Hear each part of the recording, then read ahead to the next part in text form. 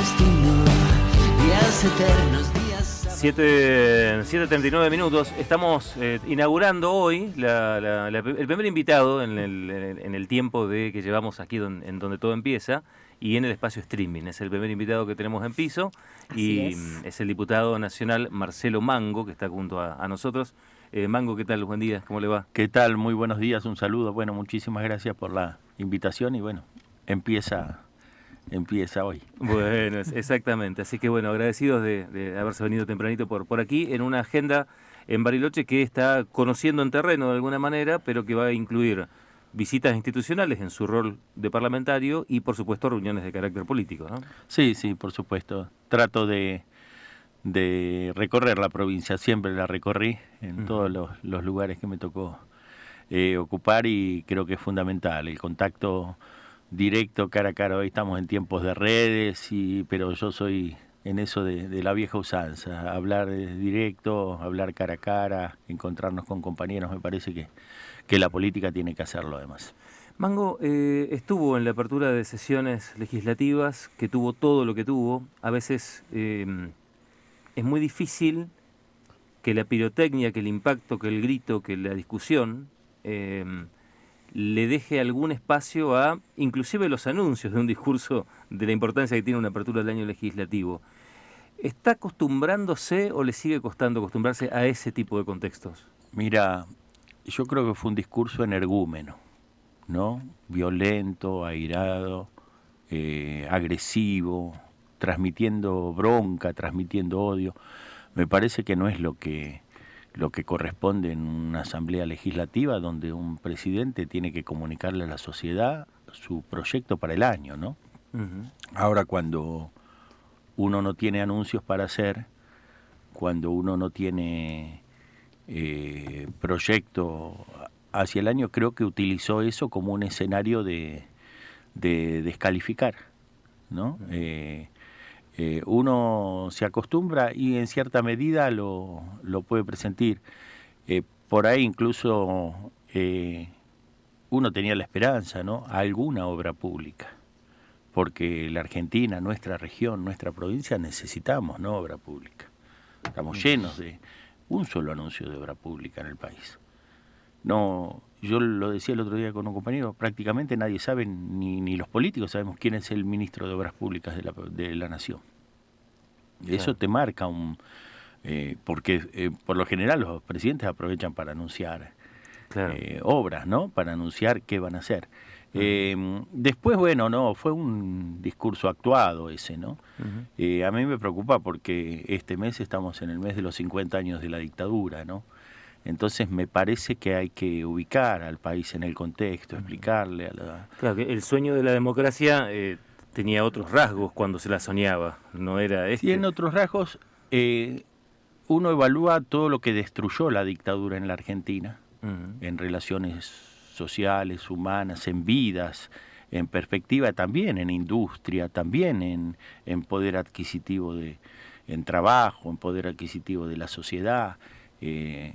Al inicio de la dictadura había una sociedad argentina que el 60% era de clase media, ¿no? Hoy la clase media la están destruyendo, ¿no? Estos días lo vimos, la cantidad de familias que piden el pase a escuelas públicas porque hijos de profesionales, de comerciantes, de trabajadores con mayor poder adquisitivo no están pudiendo sostener parte de sus ingresos, ¿no? Y la otra cuestión es que después construir lleva mucho más tiempo, ¿no? Destruir a veces es más fácil, tirar abajo una pared es más fácil, ahora después volver a poner ladrillito sobre ladrillito en la industria, en un glaciar, en un sistema educativo, en un sistema de ciencia y técnica, después lleva mucho más, ¿no? Eso sí nos preocupa porque creo que la mayoría de las leyes, por lo menos que me han tocado desde el 10 de diciembre acá, son todas regresivas, son todas para atrás, son todas de destrucción, claro, sin una alternativa que uno diga, bueno, acá viene esto mejor, porque si yo destruyo el financiamiento educativo y no lo reemplazo con nada, ¿cuál es lo mejor? Si yo digo, bueno, ahora hasta los chicos de 14 años tienen que estar en una cárcel común y no se anuncio ninguna política de prevención social del delito, ninguna otra mejora, ninguna. ¿Qué es lo mejor? Si yo destruyo los derechos de los trabajadores y no incorporo ningún derecho para los precarizados o para los que trabajan con aplicaciones o para los monotributistas, ¿qué es lo mejor, ¿no? Entonces lo de los glaciares, bueno, ayer estuvimos en comisión con eso. Si yo destruyo un glaciar, ese glaciar no se recupera nunca más en la historia. No es como una ley que uno puede después venir con otra ley. Un glaciar destruido es un glaciar que no existe más en la Tierra.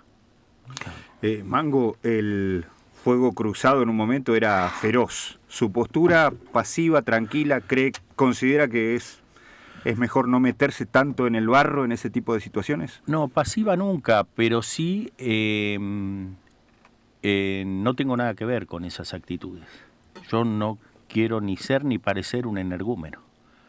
Yo quiero el debate fuerte, sí, acalorado, como muchas veces, y de hecho yo hablé en todas las sesiones que me tocó participar. Hablé en la de presupuesto, hablé en la de ley penal juvenil, hablé en la de la ley de destrucción del sistema laboral en la Argentina, y con convicción, pero yo la falta de respeto a otra persona, el insulto, la agresión así airada y planificada. Además, no, yo prefiero no parecerme a eso, no, soy distinto. Es interesante esto que dice porque lo dijo ya 2 veces.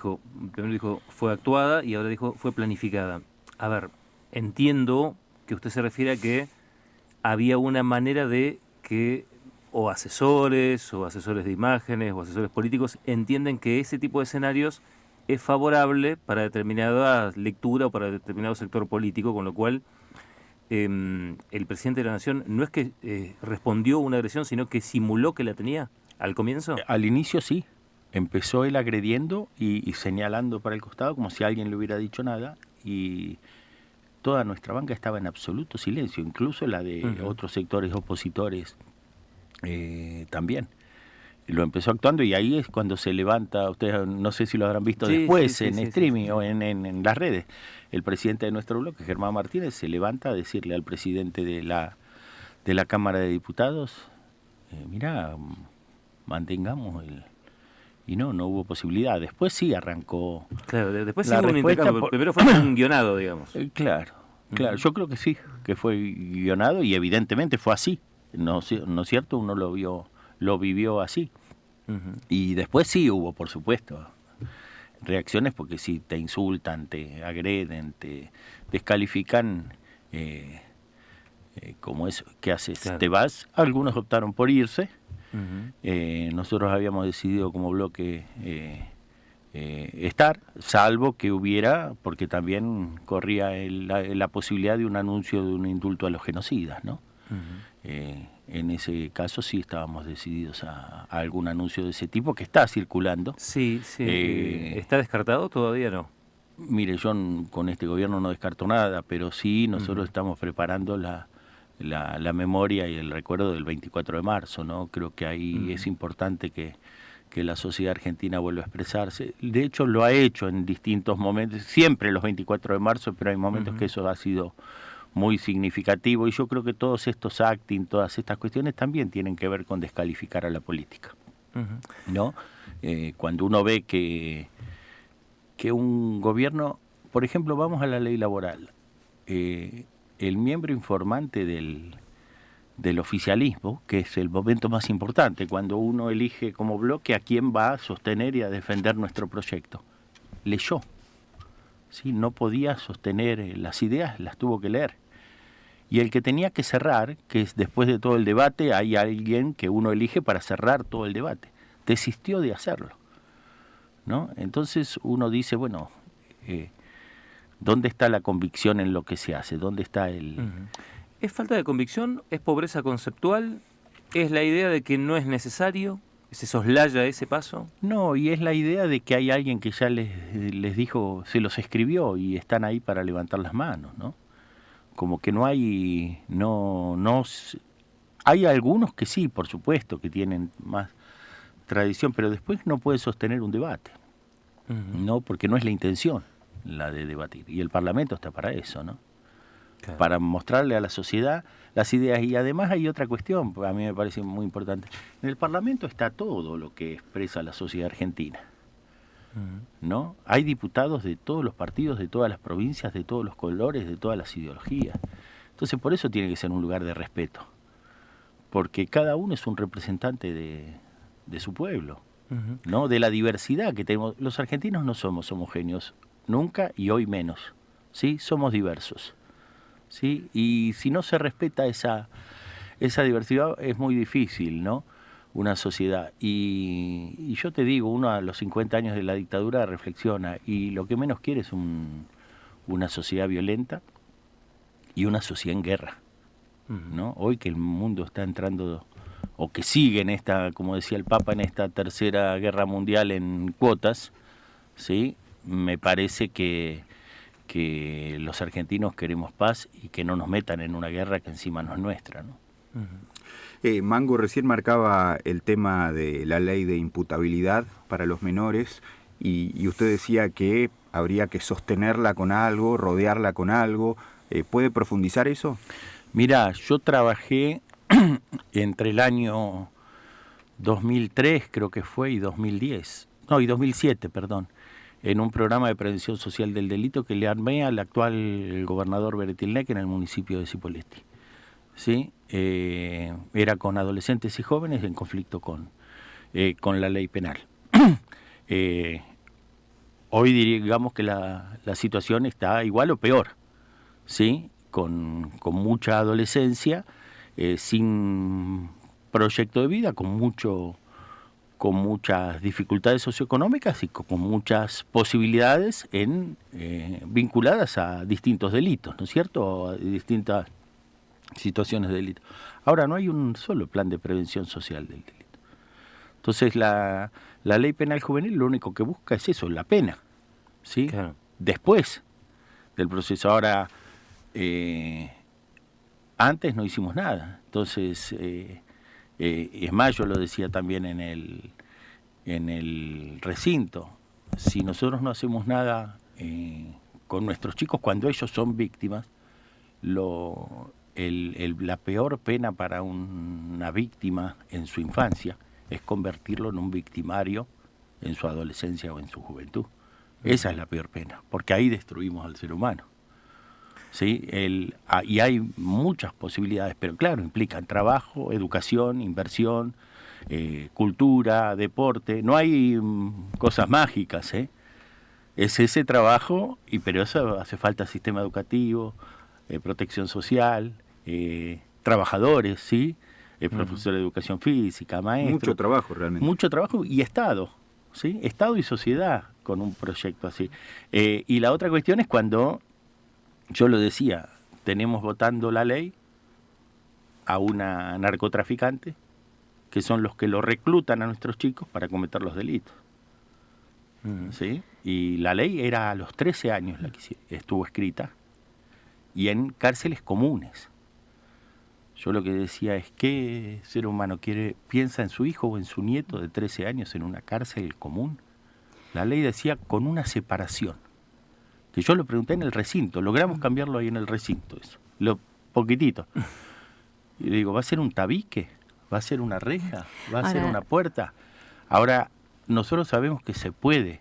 El programa se llamaba Rescatate, ¿sí? Estaba vinculado también a un programa del Ministerio de Justicia de Nación que se llamaba Comunidades Vulnerables. Mariano Ciafardini era un coordinador nacional, y se puede hacer, y se puede hacer mucho. Y de hecho lo hace el Estado, las escuelas lo hacen todos los días. Nosotros podemos tener en las escuelas, porque en las escuelas está casi el 100% de los chicos, ¿sí?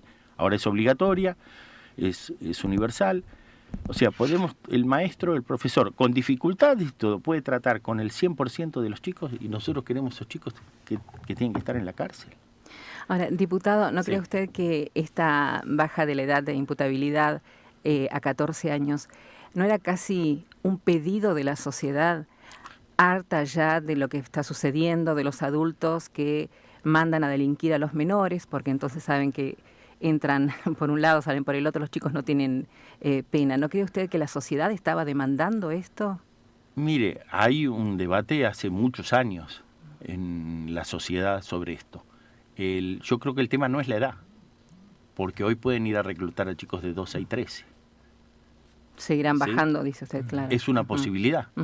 Pero yo lo que digo ¿Qué hacemos hoy con estos chicos de 14? que el problema después, es, más allá de la edad, es que si no hay prevención social del delito, si no hay, eso está reducido al tema de la pena. Y la pena para un chico nunca puede ser la cárcel, ¿sí? Sí. Porque no es, porque es un chico. Y eso, ahí no hay, nadie puede decir que una persona a los 14, 15 años está totalmente formada. ¿Que es consciente de sus actos? Sí, pero que hay cosas que todavía no dimensionó, que tiene que aprender, porque si no pondríamos a manejar a un chico de 14 años o pondríamos a trabajar a un chico de 14 años. Ahora, esta situación se viene viviendo hace muchísimos años, Por ¿no? supuesto, en Desde eso antes, le doy toda la razón. claro, Hay no es una de ahora. situación de conflictividad. Sí. Esa conflictividad se da sobre todo en los barrios que no tienen seguridad, porque algunos barrios con mayor seguridad logran otros por lo menos indicadores de prevención, sí, o de, como le llaman en seguridad, la sensación de seguridad. Sí. Pero esto es una situación grave. Yo lo que creo es que esa situación grave no va a mejorar. No mejora con empeoramiento del salario, con empeoramiento del trabajo, con empeoramiento de las condiciones socioeconómicas, y tampoco los casos son mínimos. En la provincia de Río Negro, yo lo mostré. ¿Hay alguna estadística? Pero claro que hay estadística. En el 2022 fueron 0 casos. En 2023 fueron 0 casos. En 2024 hubo 5 casos. ¿Está hablando de homicidios? No, de chicos condenados, ¿sí? O de chicos que se demostró la pena. La mayoría, creo que había 56. En el cotidiano del delito sí vemos casos de manera bastante continua de presencia de menores en hechos delictivos. Sí, pero que llegan a la órbita judicial, no. A la órbita, esos son datos del Superior Tribunal de Justicia, están incluso publicados. Estamos hablando de menores de 16 años, claro, ¿no? Sí. Después incluso cambiaron las estadísticas en el Superior Tribunal porque, claro, ahí aparece otra cosa, que ya había penas para chicos menores. ¿Sí? Entonces cambiaron las estadísticas y la empezaron a poner a partir de los 16 años, que era cuando podía haber.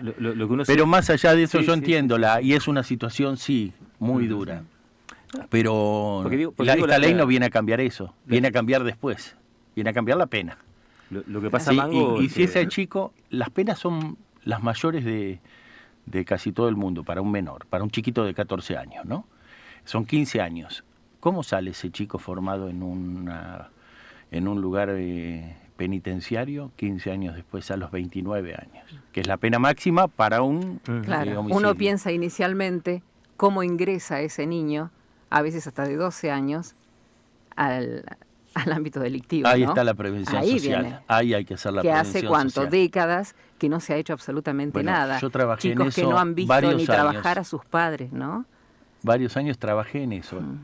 Trabajé justamente en ese programa, Prevención Social del Delito con Adolescentes y Jóvenes de mi ciudad, que es como Bariloche, es Cipolletti, ¿sí? En las escuelas, en los barrios populares de Cipolletti. Y le digo, y se puede hacer mucho. ¿Sí? Lo que pasa, Mango, es que da la sensación de que no se puede discutir ese tipo de cosas desde la óptica, que es una óptica válida, que es la óptica de la víctima del delito. Porque aquel que fue víctima de un delito... Bueno, no, por supuesto, y las familias también, claro. Uno entiende... Bueno, no le puede pedir a la víctima de un delito que haga sociología. No, yo lo que sí, no se los pido, pero deseo que el familiar de una víctima, o la misma víctima, cuando no falleció, no se transforme en victimario, porque ahí pierde más la víctima. No se transforme en alguien que quiere venganza. Que busque venganza. Y eso, mira, vuelvo a los 50 años de democracia. No hubo peor cosa que no detención en una comisaría, sino secuestro, desaparición, tortura, robo de bebés, violaciones, tirar gente viva desde un avión. Ahora, ¿qué víctima de eso hizo justicia por mano propia? Buscó venganza. Aún con impunidad siguió reclamando justicia, memoria, verdad y justicia. Y creo que en eso, nuestro pueblo no es en eso un pueblo violento, vengativo. Y eso, pero eso hay que trabajarlo. Claro. ¿Sí? Eso hay que construirlo. Y me parece que desde el Estado, desde el gobierno, no se puede dar la imagen de violencia. No se puede dar la imagen de que... Porque aparte es mentiroso. Si dijeran que metiendo a los chicos presos solucionan el problema, no. Da cierta, pero que da cierta tranquilidad. Claro, da una tranquilidad por lo que dice Sí. Mario también, ¿no? Como una Yo lo que familia digo- que fue asaltada o han perdido un miembro de la familia porque fue asesinada por un niño, ¿quién explica esto? Entonces la gente dice, no, bajemos la idea de imputabilidad. Algo hay que hacer. Sí. Ahora, Yo lo que le digo que las Bueno. estadísticas dan que son muchísimos más los casos de adultos y que también siguen estando libres. y ¿no? también son muchísimos casos que hemos visto de familias que salen a delinquir, que sale el padre con el nene, el matrimonio con los nenes, ¿no? También. O sea, son Sí, sí. familias que no conocen lo que es el trabajo Bueno, en tantas décadas. o hay otras formas de trabajo, porque cuando yo le digo que el narcotráfico recluta, ¿sí? Ahí hay, para Claro, muchos uno adolescentes hay una oferta. Sí, es una salida. Yo Hay entiendo una por oferta de trabajo dinero. levantarse a las 5 de la Ahora, mañana, ¿qué hacemos? cumplir un horario y trabajar. Para Claro. mí eso es un trabajo. Ahora, ¿qué El resto hacemos es una con los salida. narcotraficantes también, no? Ay, bueno, claro. Porque después lo tenemos en la Cámara de Diputados votando estas leyes. ¿Sí? Interesante el punto. Y Para, se lo permite, claro. ¿Eh?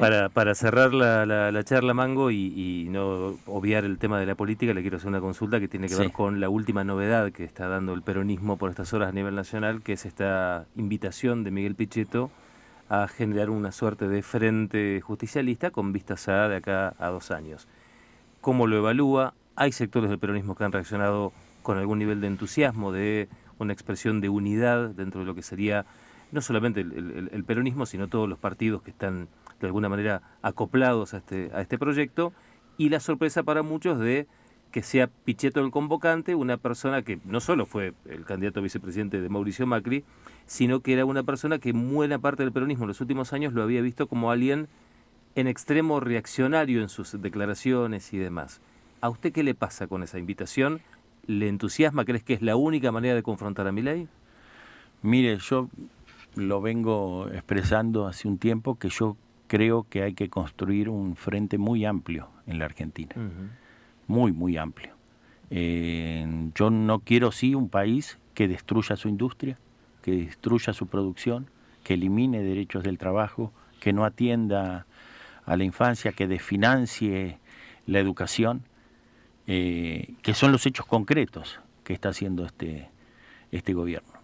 Y creo que un país que busque la senda del desarrollo, la producción, la industria, el trabajo, el acuerdo democrático, la perspectiva de vínculos internacionales que nos permitan comerciar con todo el mundo en las mejores condiciones, sin subordinación a ningún polo, ¿sí? Y sí con intereses fuertes en lo regional, que vuelva a recuperar el consumo, el salario y los ingresos para que haya comercio, para que haya pequeñas y medianas industrias, y en eso creo que hay que estar dispuesto a construir el frente muchísimo más amplio, no con los que piensan idéntico ni los que piensan igual, con los que piensan distinto también, con una base de acuerdo muy, muy amplia y que nos permita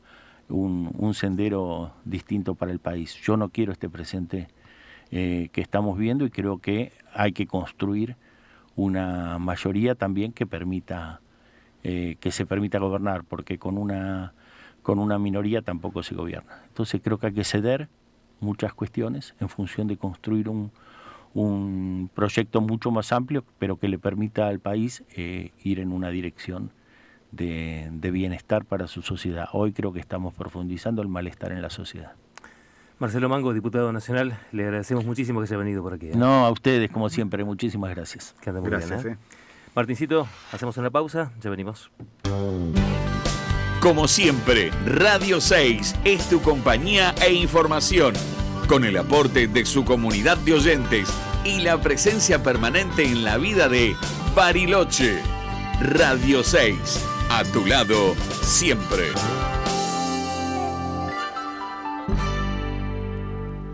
Vuelta a clases con la Anónima. Exclusivo con Plus. 25% de descuento en selección de pintorcitos, guardapolvos y pecheras infantiles. Supermercados